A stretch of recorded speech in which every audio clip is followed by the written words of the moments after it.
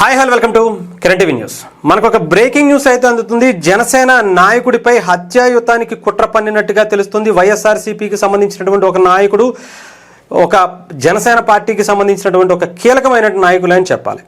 గుంటూరు జిల్లాకి సంబంధించినటువంటి Janasena party senior నాయకులు బోనబోయిన శ్రీనివాస్ యాదవ్ మీద ఒక హత్యకు సంబంధించినటువంటి సుఫారీ ఇచ్చినట్లుగా కూడా రౌడీ షీటర్లతో కూడినటువంటి వాళ్ళకి ఒక దీనికి సంబంధించినటువంటి డీల్ చేసినట్టుగా కూడా తెలుస్తోంది.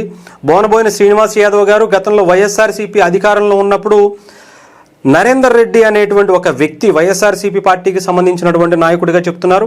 అతను చేసినటువంటి అనేక భూకబ్జాలకు సంబంధించి వెలుగులోకి తీసుకొచ్చి అతను చేస్తున్నటువంటి దౌర్జన్యాలు, భూ కబ్జాలను వెలుగులోకి తీసుకొచ్చారని చెప్పి అతని మీద కక్ష పెంచుకున్నారట. అప్పటి నుంచి కూడా ఇతన్ని హతమార్చాలనేటువంటి ప్రయత్నం చేస్తున్నారట. అందుకనే బోనబోయిన శ్రీనివాస్ యాదవ్ మీద ఒక రిక్కీ నిర్వహించారు.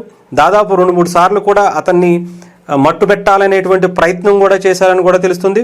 గుంటూరు జిల్లా జనసేన నేత శ్రీ బోనబోయిన శ్రీనివాస్ యాదవ్ సంబంధించినటువంటి ఆయన ఉదయాన్నే జిమ్కు వెళ్లే సమయంలో కూడా మట్టు పెట్టేందుకు రౌడీ షీటర్కి దాదాపు 1,50,00,000తో కూడినటువంటి ఒప్పందం కూడా కుదుర్చుకున్నారట. 2-3 సార్లు నెక్కీ నిర్వహించారు. నిందితుడు అయిన వైసీపీ నేత నరేందర్ రెడ్డిపై గతంలో కూడా అనేక గుండాగిరి, దౌర్జన్యానికి సంబంధించినటువంటి కేసులు కూడా ఉన్నాయి. గుంటూరులో హనీ ట్రాప్ నెట్వర్క్ నిర్వహించినటువంటి ఆరోపణలపై ఇతను అరెస్టు కావడం కూడా జరిగింది. పలు రౌడీయిజం కేసుల్లో కూడా పోలీసుల రికార్డుల్లో నిలిచాయి. ఎన్నికల పోలింగ్ రోజున కేంద్ర మంత్రి టీడీపీ ఎంపీ పెమ్మసాని చంద్రశేఖర్ గారిపై కూడా భౌతిక దాడికి యుత్తించినటువంటి కేసులు కూడా ఉన్నాయి.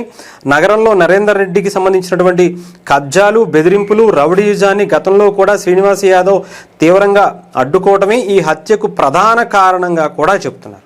చూడండి, అంటే నిజాయితీగా వాళ్ళ చేసేటువంటి దౌర్జన్యాల్ని, కబ్జాలను, అక్రమాలను బయటికి తీసుకొచ్చి ప్రజలకు చూపించేటువంటి ప్రయత్నం చేస్తున్నటువంటి నాయకుల మీద కూడా ఇలాంటి రకమైనటువంటి కుట్రలు చేయటం అనేది కూడా చూడాలి. అంటే పవన్ కళ్యాణ్ గారే కాదు, ఆయన పార్టీకి సంబంధించినటువంటి నాయకుల మీద కూడా కొంతమంది ఇదే రకమైనటువంటి వాళ్ళ ఆటలు సాగటం లేదు అనేటువంటి ధోరణిలో ఇటు బోనబోయిన శ్రీనివాస్ యాదవ్ గారి మీద కొంతమంది కుట్ర చేస్తున్నటువంటి పరిస్థితి కూడా కనిపిస్తుంది.